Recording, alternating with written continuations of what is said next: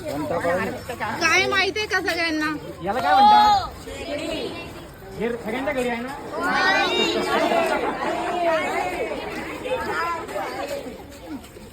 ही माहिती देण्यासाठी तुम्हाला इकडे बोलवलंय. ज्याच्या ज्याच्या घरी असेल त्याने हे बंद करावं.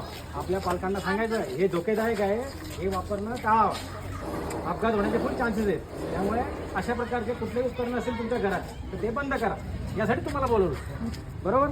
कारण तुम्ही लोक शेगडी जेव्हा घरात लावतात तेव्हा शेगडी मीटरवरून वापरत नाही, त्याच्यासाठी वेगळी वायर टाकतात, त्याला आकडा म्हणतात. तर तो आकडा टाकताना तुमची आई आकडा टाकते, वडील आकडा टाकतात. जर उद्या त्यांना शॉक लागला तर अपघात होऊ शकतो. आणि एकदा शॉक लागला तो माणूस असं नाही आहे की हात फ्रॅक्चर होतो किंवा काय होतो, डायरेक्ट माणूस मरतो. माहिती आहे तुम्हाला? तर जर कोणाला अशी वेळ येऊ द्यायची नसेल तर सगळ्यांनी घरातल्या शेगड्या आजच सगळ्यांना काढायला सांगा घरातून. उद्या तुम्ही सुद्धा तिथून जात असाल, ओले पाय असतील तुमचे, शेगडी जरी लांब असली तरी तुम्हाला शॉक लागण्याची शक्यता असते. तरी सगळ्यांनी कोणी शेगडी वापरू नका. जास्त बिल आलं तर चालेल, पण उद्या आई वडील नाहीये किंवा भाऊ गेला, बहीण गेली, असं नको व्हायला. त्यामुळे शेगडी कोणी वापरायची नाही. आणि आलेलं लाईट बिल सुद्धा वेळेवर भरायला सांगायचं, जेणेकरून तुमचा अभ्यास वेळेवर होईल.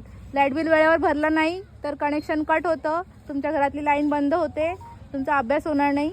उद्या तुम्ही पण माझ्यासारखे MSCB मध्ये इंजिनियर व्हाल, खूप मोठे पुढे जाल जर तुम्ही ह्या सगळ्या सूचनांचं पालन केलं तर. ह्या सगळ्या गोष्टी आपल्या घरापासूनच सुरू करा.